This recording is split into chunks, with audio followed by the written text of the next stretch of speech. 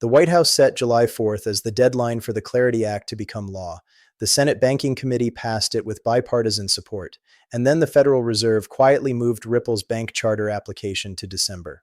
Something in that picture does not add up. Had you already heard that the Federal Reserve was slowing down Ripple's bank charter application? Drop a yes or no in the comments right now. This is not financial advice. This content is for educational and informational purposes only. Always do your own research before making any financial decisions. If this kind of global analysis is useful to you, hit the like button. It helps this channel reach more people who need to see it. Now let me walk you through exactly what happened and what it means for the thesis you have been holding. What actually cleared the Senate Banking Committee last week deserves a careful read, because the headline tells one story and the fine print tells a very different one.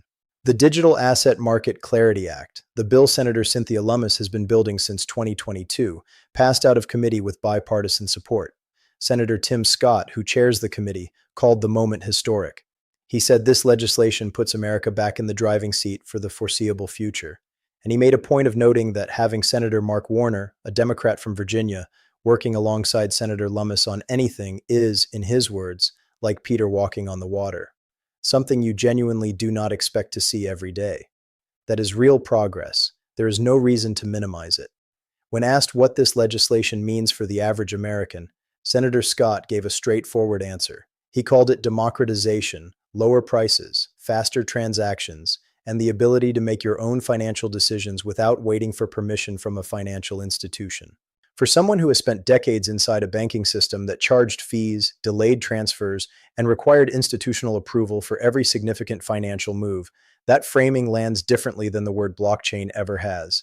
The technology is the mechanism. The outcome, if the bill works as designed, is direct access. Before you accept that headline as the full picture, you need to understand the 5 sections of this bill that caused the most serious friction during the committee process, because those same 5 pressure points are the ones the opposition will use between now and the Senate floor vote. The first was rewards. Banks and crypto companies had diametrically opposed positions on how staking and yield payments should be treated under banking law. Senator Scott used those exact words. The committee found compromise language, but the underlying tension between legacy banking institutions and the digital asset industry did not disappear. It was managed for now, not resolved permanently. The second was ethics. This is the question of whether lawmakers who personally hold significant amounts of digital assets should be writing and voting on legislation that directly affects those holdings. Ethics oversight falls outside the jurisdiction of the Banking Committee. It has to be cleared separately by the Homeland Security Committee. That is another committee, another vote, another procedural step before the full bill reaches the Senate floor. The third was quorum. The Clarity Act establishes a shared regulatory framework between the CFTC, the Commodity Futures Trading Commission, and the SEC, the Securities and Exchange Commission. The CFTC handles commodities. The SEC handles securities. Under this bill, most major digital assets would fall under CFTC jurisdiction as digital commodities. The quorum issue is straightforward but serious. Those agencies need confirmed members actually sitting in their seats for the regulatory framework to function. Rules without regulators are rules in name only. The fourth was DeFi, decentralized finance. Decentralized finance refers to financial transactions that happen on a blockchain without a traditional middleman. No bank, no broker, no clearinghouse, just code and a distributed ledger. The benefit is speed and direct access. The risk is that when you eliminate the intermediary, you eliminate the layer of consumer protection that intermediaries traditionally provide. The bill had to find language that preserves the innovation while still protecting everyday people who use it. The fifth was AML, anti-money laundering. This has been the most persistent attack on the crypto industry for years. Critics argue that blockchain makes it easier to move money illegally across borders. The Clarity Act includes provisions that supporters say give law enforcement unprecedented tools to pursue bad actors using crypto while protecting participants who are operating in good faith. Coinbase's chief legal officer stated it plainly, "With this bill, law enforcement gains powers it does not currently have." That is what cleared committee. The next step, as Senator Lummis confirmed on camera, is to merge the Banking Committee version with legislation that already passed the Senate Agriculture Committee. That portion covers the CFTC side of the regulatory framework, the commodity half of the equation, Once those two pieces are merged, once the ethics language clears the Homeland Security Committee, and once technical corrections to the Genius Act are incorporated, the combined package goes to the Senate floor. Senator Lummis estimated that process alone will take about 3 weeks. After that, her team needs to confirm 60 votes, not a simple majority of 51, but 60, which is the threshold required to overcome a filibuster. A filibuster is the Senate procedure that allows the minority to delay or block a vote indefinitely by extending debate. Getting to 60 means locking in not just Republican unity, but meaningful Democratic support as well. Only after both conditions are met does the bill go to Senate Majority Leader John Thune for a slot on the floor calendar, and Thune's schedule is growing more crowded every day. The July 4th target the White House set is already off the table. July is the more likely month for a floor vote. In Senator Lummis's own words, August is possible for a presidential signature. The calendar does not support anything faster. The opposition is not waiting for the floor vote to begin making their case. They are running ads, filing Senate amendments, and working to shape what ordinary Americans believe about this bill before any vote happens. A new ad has been circulating that attacks the Clarity Act directly. It makes 4 specific claims. First, that the bill would make it significantly easier for criminals and terrorists to launder money through crypto.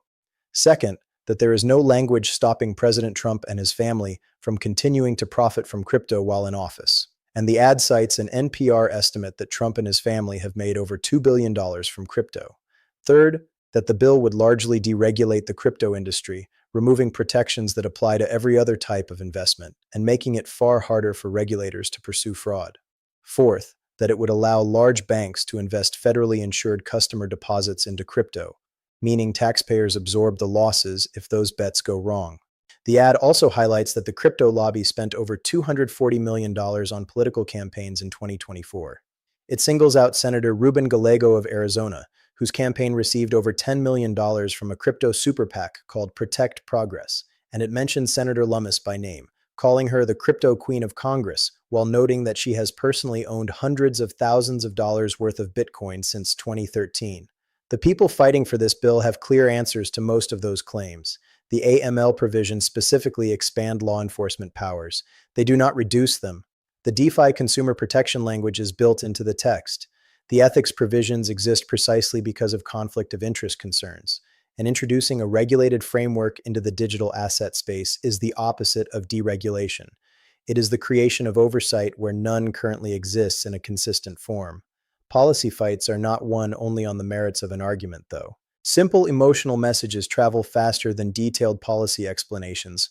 The opposition has a message that fits in a 30-second ad.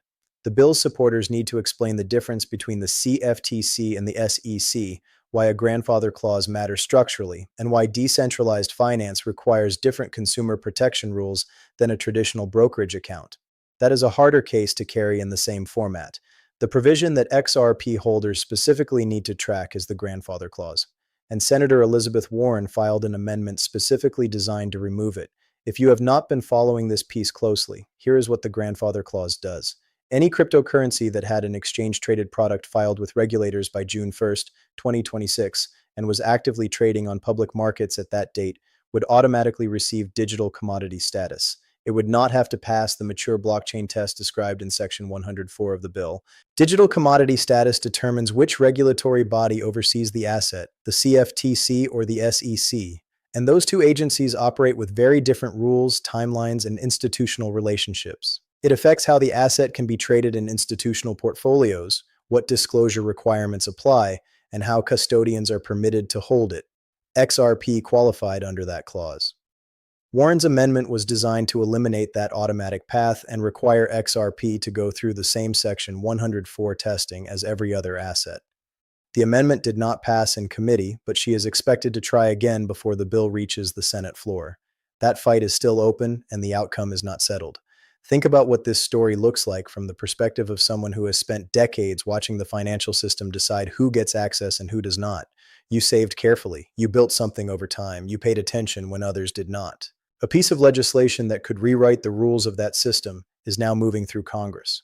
While simultaneously, one of the infrastructure companies that built what the legacy banks say they cannot build themselves is watching its federal bank charter application get pushed to December. That is not an abstraction. That is the system operating exactly as it always has, in parallel with everything the new rules are supposed to change. While the Clarity Act was advancing through committee, the Trump administration issued a separate executive order putting the Federal Reserve on notice. The order states that all eligible fintech companies must receive equal access to the payment system. The stated reason is explicit. For years, fintech companies have been shut out while legacy banking institutions enjoyed privileged access. The administration declared that this must end with the cited result being lower payment costs and a more competitive financial marketplace for consumers. The phrase level playing field appeared in that executive order. It appeared in Senator Lummis's statements. It appeared in statements from multiple other senators. Brad Garlinghouse had been pushing that same framing for years, and the video's presenter noted directly that the language migrated from the industry into the Senate and then into the White House. That coordination of framing across the executive branch, the Senate floor, and the digital asset industry is not a coincidence. It reflects a deliberate shared argument. And then, in the same period that executive order was circulating, the Federal Reserve announced it was slowing down the processing of Ripple's bank charter application, pushing it to December. A bank charter is the legal license to operate as a federally recognized financial institution. It provides access to the payment rails, the clearing systems, and the settlement infrastructure of the national banking network. Ripple has been pursuing it. The Fed is delaying it by months. The banks on Capitol Hill have acknowledged publicly that the majority of legacy institutions cannot build blockchain infrastructure on their own. They do not have the internal capability or a timeline to do it. They need companies like Ripple, Coinbase, Fireblocks, Anchorage Digital, and Uphold, companies that have already built what the banks need. Some individual banks have infrastructure pre-planned and set up, most do not. The dependency is documented and has been stated directly by banking representatives. The regulatory pathway for those same infrastructure providers keeps running into the kind of delay the executive order was written to prevent. The White House is pushing the door open. The Federal Reserve's processing queue is moving the lock. How that contradiction resolves will tell you more about the real direction of policy than the text of any bill currently moving through the Senate. Senator Lummis has been building this legislation since 2022. Each version has been more comprehensive, more technically detailed, and more politically supported than the one before. The 2025 version passed the Senate Banking Committee with every Republican voting in favor and with meaningful Democratic support from Senator Mark Warner and others. That kind of bipartisan accumulation over 3 years does not happen by accident. It is the product of sustained negotiation and technical precision. The bill that passed committee is not the same document that passed the House. Roughly 33,000 words were added to the original House version during the Senate markup process. The change was significant enough that the bill cannot go directly from a Senate floor vote to the president's desk. It has to return to the House for a second vote first. That adds time and another moment when the opposition can attempt to remove provisions, including the grandfather clause. July is the most realistic window for a Senate floor vote based on Senator Lummis's own words. A presidential signature could come in August. The July 4th target was aspirational. The legislative calendar does not support it.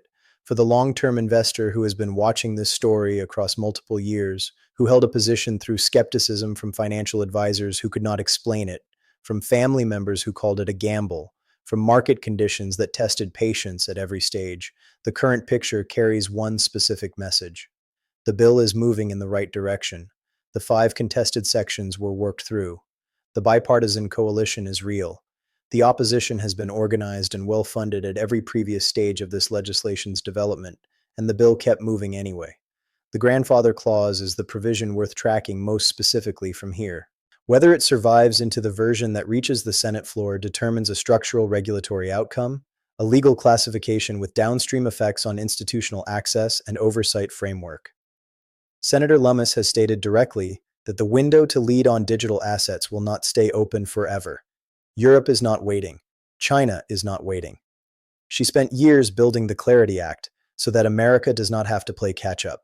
That urgency is now on the legislative calendar in a concrete way, a window of available Senate floor days that is shrinking week by week. The Federal Reserve's treatment of Ripple's bank charter is the second thread that carries beyond whatever happens with the Clarity Act. The executive order created documented public pressure for equal access. Whether that translates into actual processing speed for Ripple's application is a question that will be answered by December, separately from the Clarity Act vote. These two tracks are not the same story. Watching how they interact over the second half of the year will tell you more about the real direction of regulatory policy than any single statement from any senator. The thesis is intact, and the people who stayed informed through every delay will understand what happens next before those who stopped paying attention. After everything we covered today, what surprises you more? That the grandfather clause is still under active attack, or that the Federal Reserve appears to be doing the opposite of what the White House executive order demands? Drop it in the comments. I genuinely want to know where your head is at. If this video gave you a clearer picture of what is actually happening, go ahead and like it. It helps this channel reach more people who need to see this, and subscribe so you do not miss the next one. Share this with someone in your circle who is only following domestic crypto news and has no idea what is happening globally. Stay informed, stay positioned. I will see you in the next video.